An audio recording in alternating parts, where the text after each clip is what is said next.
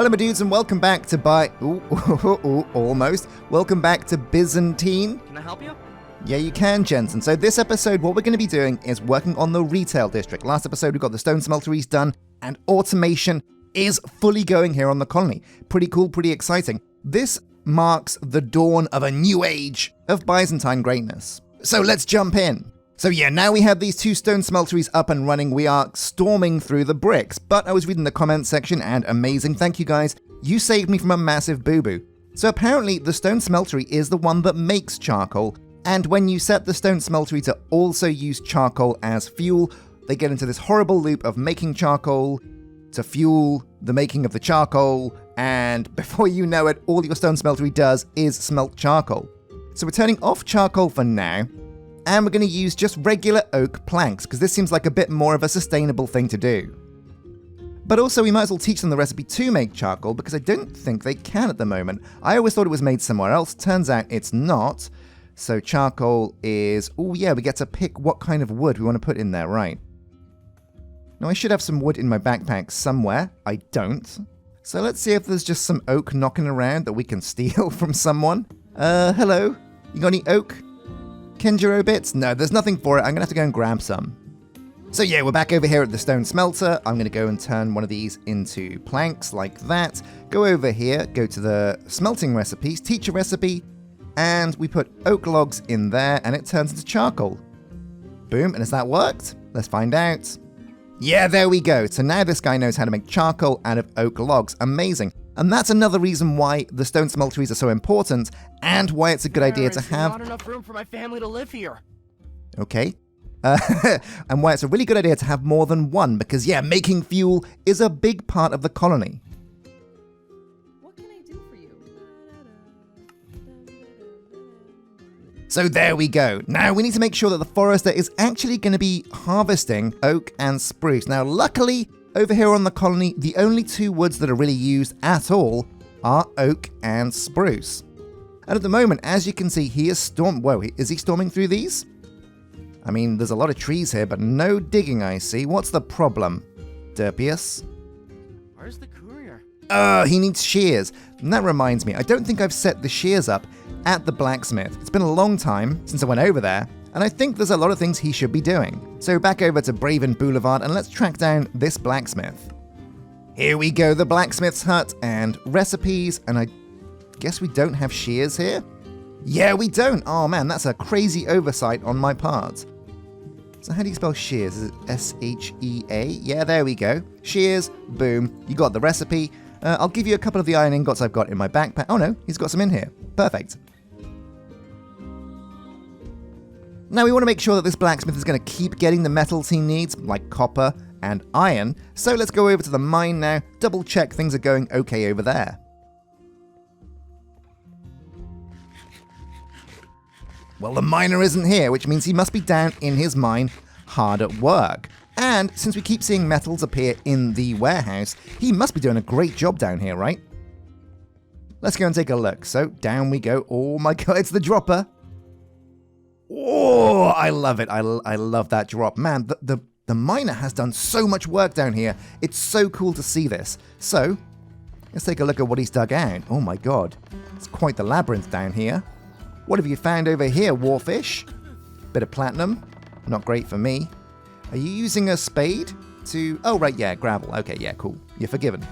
But one thing's for sure, this guy is finding loads of diamonds. Now, what sucks is he's not getting cobblestone. Instead, he's only really getting this deep slate stuff. But that's a problem for later. It looks like the miner is working hard and doing a good job.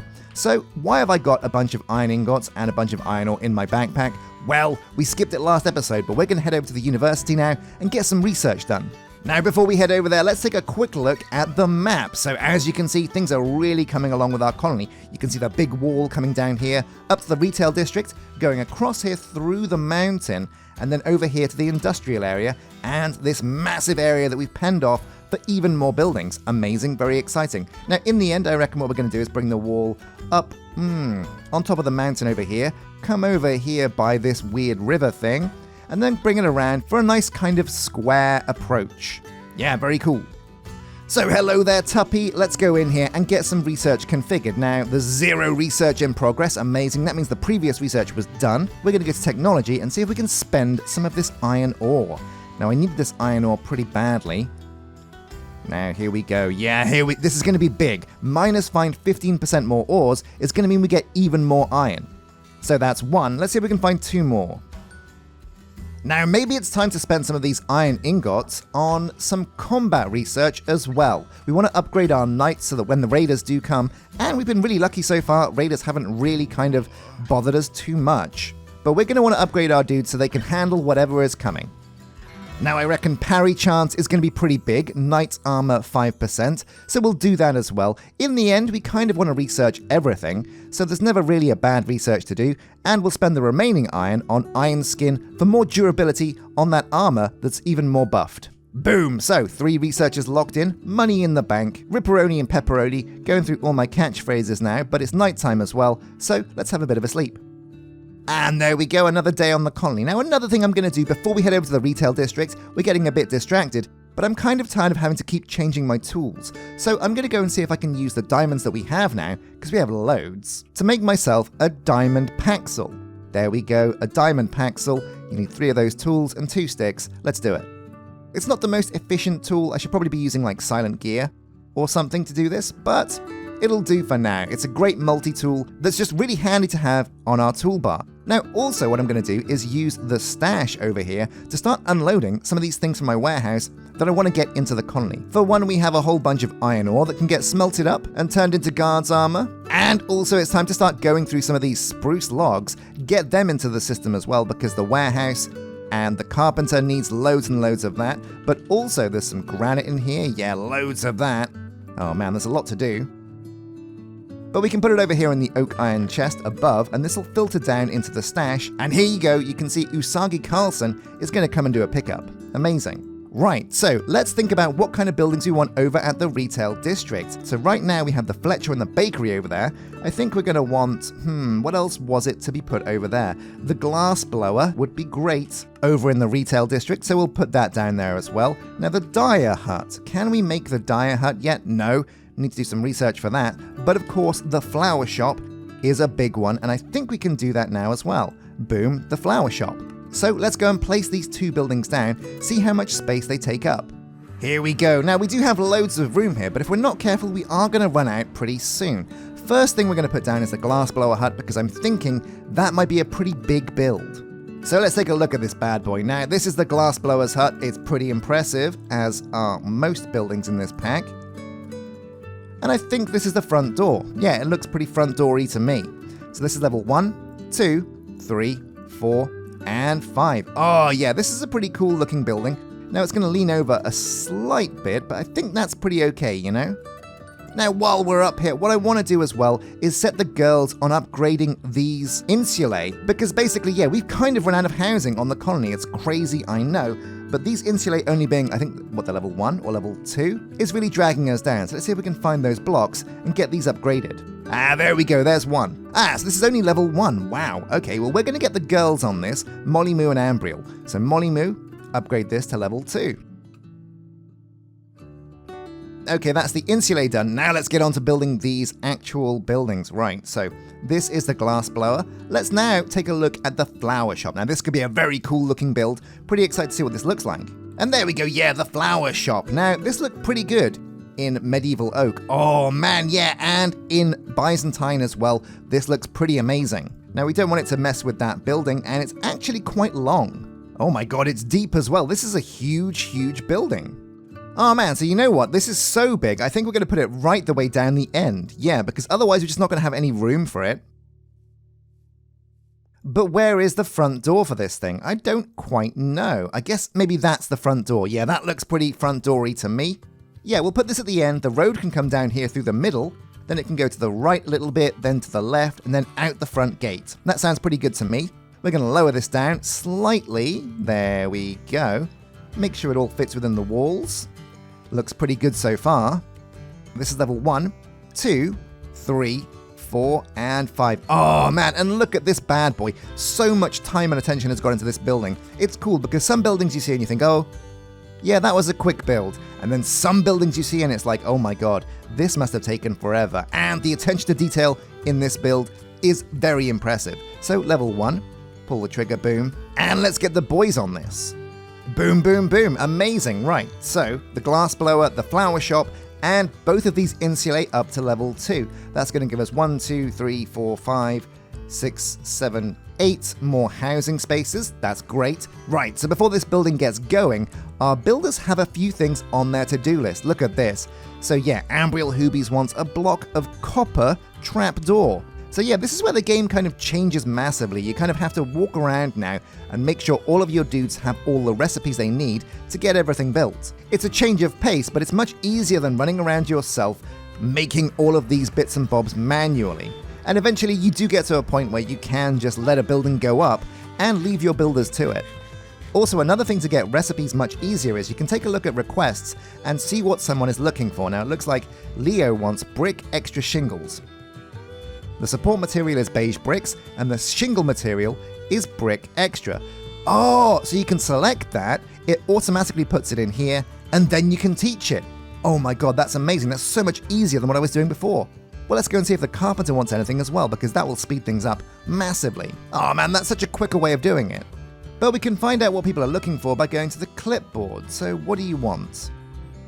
A bucket, a helmet, brick wall, which means we need bricks from the stonemason. So the stonemason is waiting for bricks, and that must mean that the stone smeltery has yet to make the bricks, or do we need to teach somebody how to make the bricks? I think maybe I forgot to teach the stonemason how to make bricks. Oh my god, it gets very complicated at this point, and a little bit laborious, but it is still really cool. So crafting recipes, and we'll make sure this guy knows how to actually make bricks, because that feels like, you know, a bit of a rookie move to forget that one. Wait, no, hang on a sec. So bricks into bricks is not a stonemason recipe? So who makes this? Oh my god, it's the mechanic, of all people. That's crazy. What's the mechanic doing making bricks into bricks? That does not sound like a mechanic thing. No, it doesn't. It's not a mechanic thing. Well, never mind, we'll leave him to it. But it does mean we're going to have to think about a mechanic. Now, can we actually make Mechanics Hut yet? I think we've done the research. And yeah, the Mechanics Hut is here. So what we're going to do first is we're going to upgrade the Town Hall also to level 4. Because at level 4, the Town Hall comes with a free mechanic. Now we are going to put down the Mechanics building because there's a really cool one called the Siege Works. But I do definitely want to get the Town Hall eventually all the way up to level 5. So let's do that. And we'll let Jensen do this after he's done the retail district. But as you can see down here, there should be a Mechanics Hut somewhere. Yeah, there it is, boom. So that'll happen in the background, and we'll need to make that hut. But for now, what I'm going to do is go around, grab the bits and bobs that our builders need to get the retail district done, and let's watch this time-lapse build. So the flower shop and the Glassblower's hut. Now when these are down, this is basically going to be the entire retail district chock-a-block. There's no real room anymore for any more buildings. But I'm really going to enjoy decorating this area, building a road that goes all the way through, and perhaps putting down some garden segments as well to liven the area up and add a touch of nature. Now the Glassblower's hut is essential because most buildings use glass, and it's basically your one-stop shop for all things glass related. The flower shop is a little bit different. It isn't really used for construction. Although some building schematics do require flowers inside flower pots, it's good for that, but the real strength is getting flowers for your doctor so he can use things like poppies and dandelions to cure disease, but also the flower shop can make flowers for the apiarist's hut as well, because as you guys know, bees frickin' love flowers. Although maybe not as much as your girlfriend, so maybe you should treat your girlfriend like a bee and go and pick her up a pack of posies.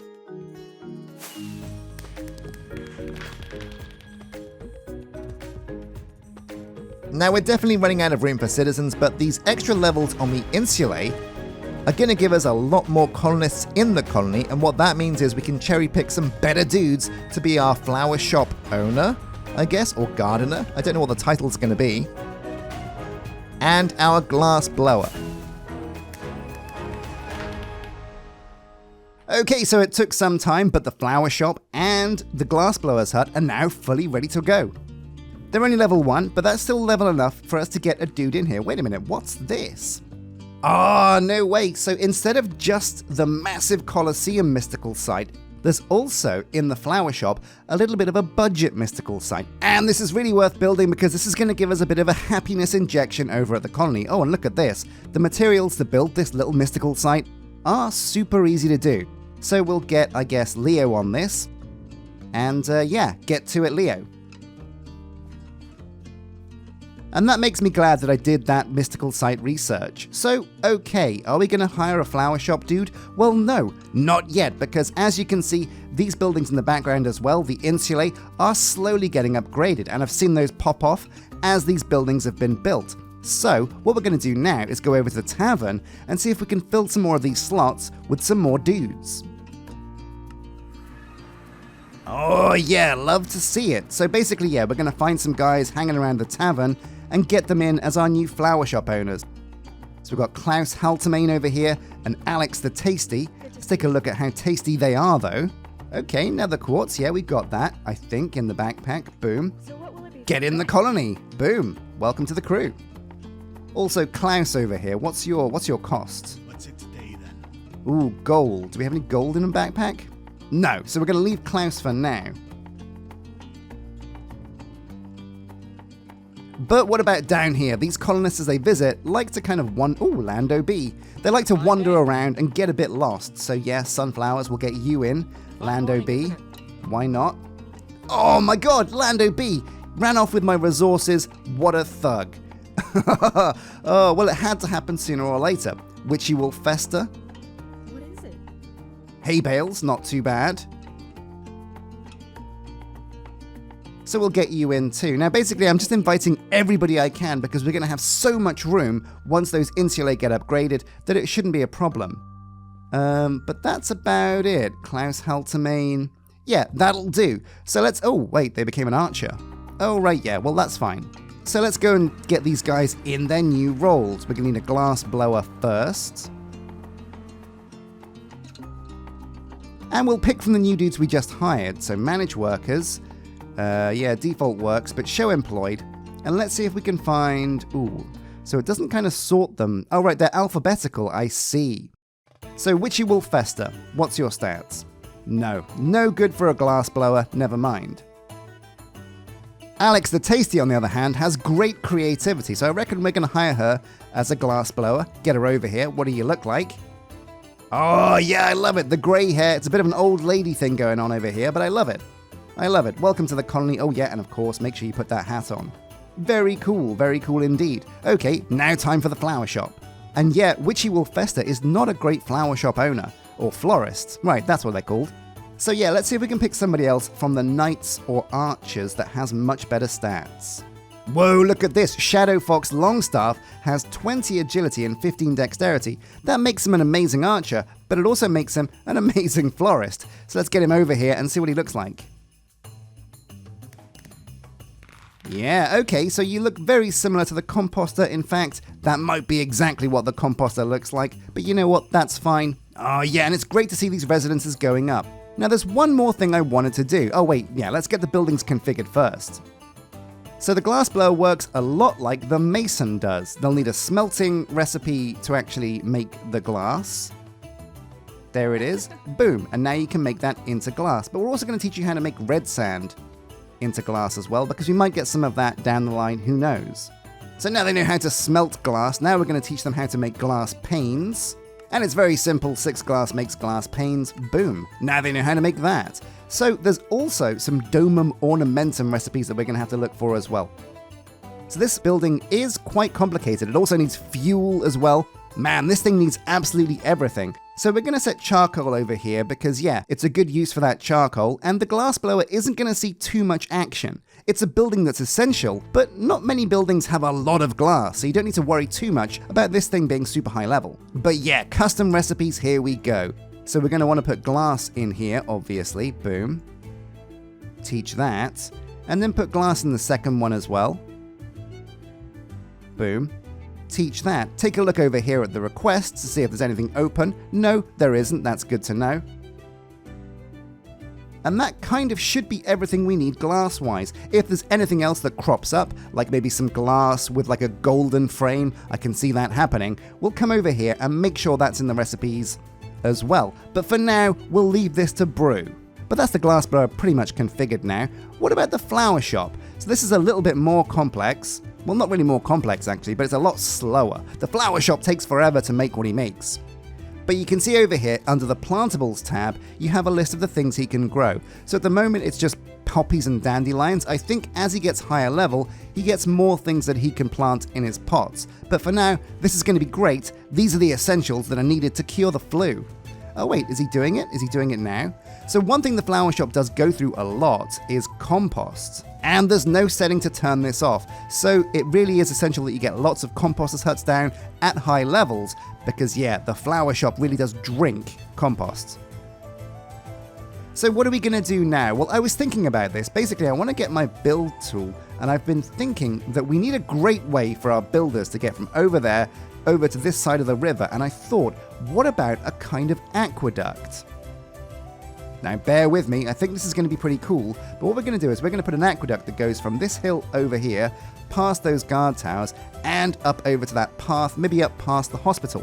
What that's going to do is we can basically remove the water from the aqueduct, or just not put it in there at all, and then put rails in there instead. That way the colonists are going to zip around on rails inside the aqueduct. That sounds pretty cool, but let's see if it works. So basically we're going to have to find the decoration for aqueducts. It should be in here somewhere. There we go.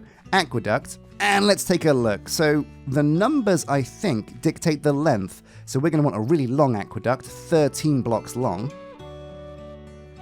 Wait, it's not actually 13 blocks long. No, but it looks very cool.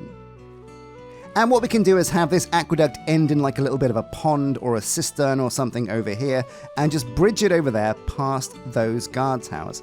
Going to move it along slightly, but we don't want to clash with the restaurant too much. There we go, that looks good to me. And it doesn't look like it's interfering with the restaurant at all, so we'll pull the trigger on this. Boom.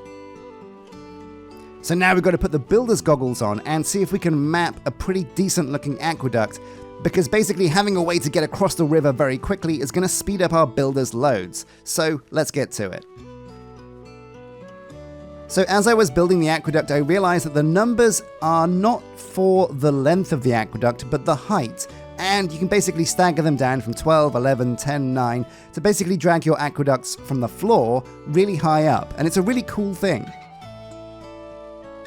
So yeah, looking pretty good. Now it's a bit rough and ready. There's a lot of improvements I need to do to this whole aqueduct system, but so far so good.